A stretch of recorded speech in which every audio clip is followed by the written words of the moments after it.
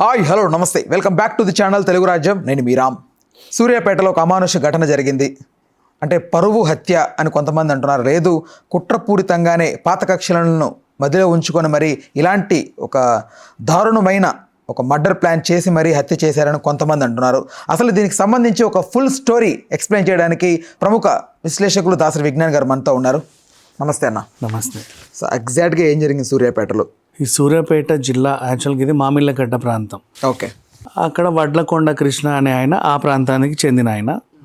And ఇటువైపు పిల్లల మర్రి అనే ఒక ఏరియా ఉంది. అక్కడ కోట్ల నవీన్ అనే ఒక పిల్లోడు ఉండేవాడు. కోట్ల నవీన్కి ఏంటంటే కొంచెం రాజకీయంగా ఎదగాలన్న ఒక ఆతృత. అంటే ఇట్లా లీడర్ అవ్వాలి. ఎంత ఉంటుంది ఏజ్ అతనికి? 30 అందరూ కూడా అటు ఇటే యంగే, కొంచెం పెళ్ళికి అటు ఇటుగా ఉన్న ఏజ్లో. సో ఆ అబ్బాయి వచ్చేసి నాయకుడిగా ఎదగాలని బలగాన్ని పెంచుకున్నాడు. అలా అలా అలా అలా ఇతనికి ఈ వడ్లకొండ కృష్ణ అనే ఆయన పరిచయం. ముద్దుగా బంటి అంటారు ఈయన్ని. తరచూ ఇలా ఇప్పుడు ఇంటికి తీసుకొచ్చేవాడు ఆయనతో పాటే కృష్ణని కూడా. సో నవీన్ వాళ్ళ ఇంటికి కృష్ణకి మంచి యాక్సెస్ కుదిరింది. అండ్ నవీన్ అలా అలా అలా ఇక వీళ్ళందరూ మా వాళ్ళు, నా అనుచరులు, నా తమ్ముళ్ళు అన్నట్లుగా వీళ్ళు అన్న అనుకుంటే ఆయన వెనకాల తిరిగేవాళ్ళు. ఈ అబ్బాయి వీళ్ళింటికి తరచూ రావడం వల్ల నవీన్ వాళ్ళ చెల్లి భార్గవిని ఇష్టపడ్డాడు. వాళ్ళిద్దరూ ప్రేమించుకున్నారు. గత కొంతకాలంగా ఈ వ్యవహారం సాగుతూ ఉంది. కానీ ఎవరికి తెలియదు బేసికలీ. అంటే ఇతనే ప్రేమించాడు, అమ్మాయి కూడా తిరిగి ఇద్దరు ప్రేమించుకున్నారు ఒకరికొకరు.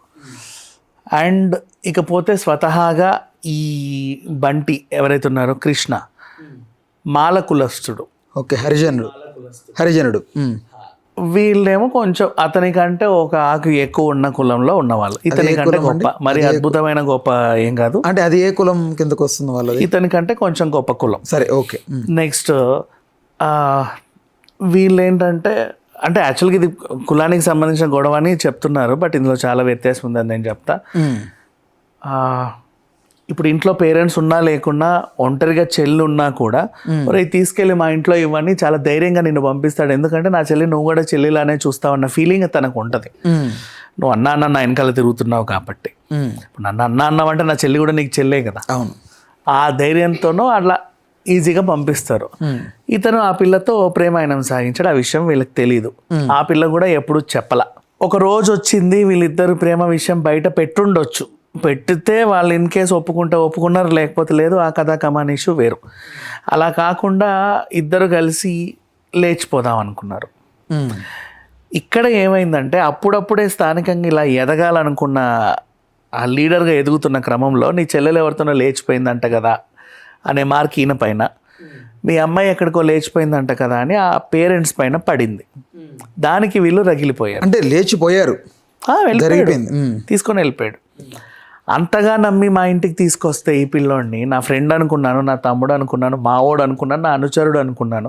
నా ఇంట్లో మంచిలా చూశాను. మేము తినేదే వాడికి పెట్టాము, మేము తాగేదే వాడికి ఇచ్చాం. బేసిక్గా వేరే కులస్తులని అంటే తక్కువ కులం వాళ్ళు మా ఇంటికి వచ్చారనే ఫీలింగ్ వీళ్ళకు ఉంటే, ఇన్ కేస్ ఒకవేళ వేరే గ్లాస్లో ఇచ్చా, ఆ గ్లాస్లో మంచినీళ్ళు ఇవ్వు, ఆ బాటిల్లో నీళ్ళు ఇవ్వు, ఆ ప్లేట్ వీళ్ళకి ఇవ్వు అనేవాళ్ళు. ఇక్కడ అది లేదు. తను ఎప్పుడు వచ్చినా సరే వీళ్ళు తాగే బాటిల్సే వాళ్ళకి ఇచ్చి తాగించాడు. ఈయన తినే కంచంలే వాళ్ళకి ఇచ్చాడు, వీళ్ళు తాగే బాటిల్సే వాళ్ళకి ఇచ్చాడు. మంచినీళ్ళు కూడా అంతే. సో ఇక్కడ కులం అనే పేరు ఇప్పుడు పరువు హత్య కిందకి దీన్ని తీసుకొచ్చారు కాబట్టి వచ్చింది. కానీ ఇది పరువు హత్యే, కానీ కులానికి సంబంధించింది అయితే కాదు. తక్కువ కులం ఎక్కువ కులం అనే ఇది ఇంటెన్షన్తో జరిగిన హత్య కాదు. ఇక ఎలా జరిగింది అంటే సేమ్ అక్కడే ఆ మూసీ నది పరివాహక ఆ కట్టపైన ఒకరోజు ఇతనికి బైరు మహేష్ అనే ఒక ఫ్రెండ్ ఉన్నాడు. వాడు సెటిల్మెంట్ దందాలు అవన్నీ చేస్తూ ఉంటాడు. ఆ సెటిల్మెంట్లకి ఈ కృష్ణ కూడా వెళ్తూ ఉంటారు. వీళ్ళకి ఇదే ఇన్కమ్ బేసికలీ. సో ఇట్లా ఒక సెటిల్మెంట్ ఉంది రా అని పిలిస్తే రౌడీ కైండ్ ఆఫ్, అందరు రౌడీ కైండ్ ఆఫ్ థింగే. కోట్ల నవీన్కి అతన్ని చంపాలనిపించింది. బైరు మహేష్ని నవీన్ ఎంత నమ్మాడో కృష్ణ కూడా అంతే నమ్మాడు.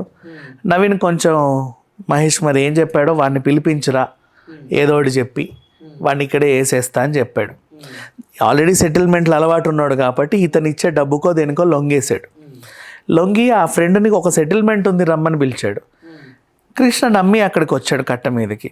అక్కడికి రాగానే ఈవెన్ భార్గవి కూడా ఫోన్ చేసింది మధ్యలో, తను లేపకపోతే మహేష్ కాల్ చేసింది ఏడి అని అడిగితే మహేష్ కాల్ నుంచి తను చెప్పాడు నేను ఇక్కడే ఉన్న, చిన్న సెటిల్మెంట్, నేను వస్తాలే అరగంటలోనే ఎప్పుడో వస్తా అని చెప్పి సరేలే నమ్మి పడుకుంది. తర్వాత ఏమైందో తెలియదు, హస్బెండ్ ఇంటికి రాలేదు. తెల్లారేసరికి అక్కడ శవం. ఏం జరిగింది అంటే నవీన్ అతన్ని కొట్టి కింద పడేసి పెద్ద బండరాయితో తలబగలగొట్టి చంపేశాడు. అతని గుడ్లు బయటకు వచ్చి, నాలుక బయటకు వచ్చి, కొంచెం విచక్షణ రహితంగానే దాడి చేశాడు. మద్యం తీసుకొని ఏదైనా జరిగి ఉండొచ్చు అక్కడ. తాగినా తాగకపోయినా పగలే. పగ ఉన్నోడికి మందు జస్ట్ ఓ మోతాదు ఎక్కువగా ఆవేశాన్ని పెంచుద్ది అంతే తప్పితే మద్యం మత్తులో ఉన్నా మత్తు లేకుండా పగ అనేది వీడికి ఆల్రెడీ ఉంది. అంటే పగకు మద్యం అనేది ఒక అడిషనల్ బూస్టర్ డోస్ అదంతా. అంటే ఈ మధ్యకాలంలో ఏ హత్య జరిగినా కూడా ఇలాంటి ఘోరం జరిగితే అవి వేరు. మళ్ళీ ఇద్దరు కలిసి కూర్చొని తాగేసి ఎక్కిన తర్వాత టాపిక్ గురించి కొట్టుకొని చావడం వేరు.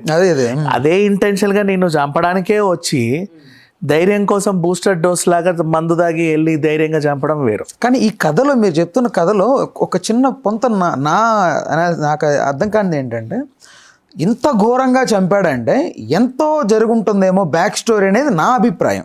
అంటే ఓకే, చెల్లెల్ని ప్రేమించాడు, లేపుకెళ్ళాడు అన్నంత మాత్రాన అప్పటి నుంచి ఒక జర్నీలో ఉన్న వ్యక్తితో సడన్గా అంత ఇదిగా అమానుష్యంగా అంత బండరాయితో కొట్టి మరి అంత క్రూరంగా చంపేయగలగడం అనేది ఎక్కడో నాన్ సింక్ అనిపిస్తోంది. సింక్ అని కాదు, బేసికలీ ఇతను ఆ పగ ఇతనే కాదు చాలామందికి వస్తుంది ఆ టైంకి. ఎందుకు అంటే దేన్నైనా మనుషులు తట్టుకుంటారు కానీ నమ్మక ద్రోహాన్ని భరించలేరు చాలామంది. కరెక్ట్, ఇది 100%. నేను నిన్ను నా సొంత తమ్ముడనో నా ఫ్రెండ్ అనో నా ఇంటికి పంపిస్తే నువ్వు నా చెల్లిని లేపుకెళ్తావా?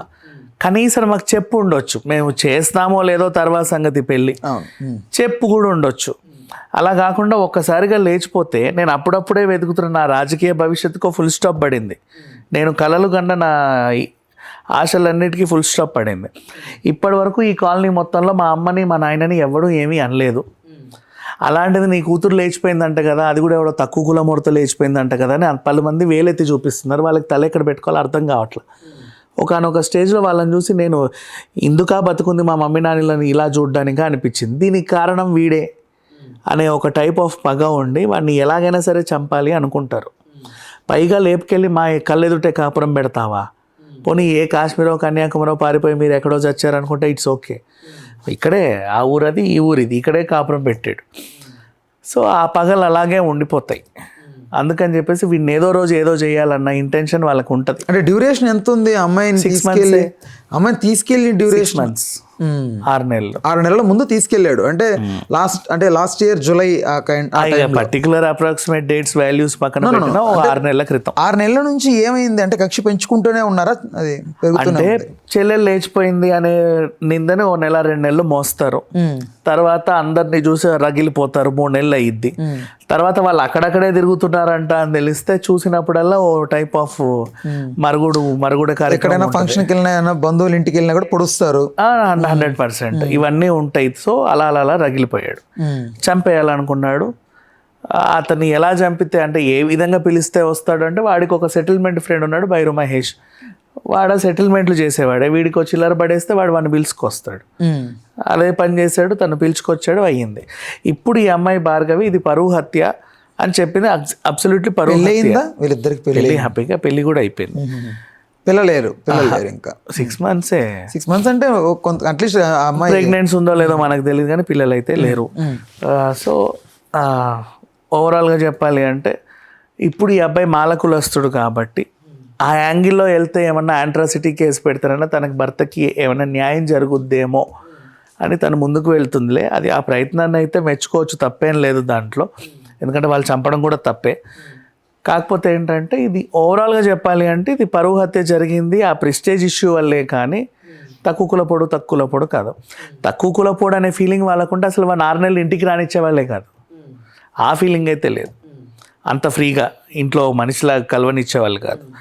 సో జరిగిందేదో జరిగిపోయింది. బట్ అప్పుడెప్పుడో అమృత ప్రణయ్ కేసు తర్వాత అది మిర్యాలగూడ అటువైపు జరిగింది. ఇప్పుడేమో అటు కొంచెం కూతవేటు దూరం సూర్యాపేట.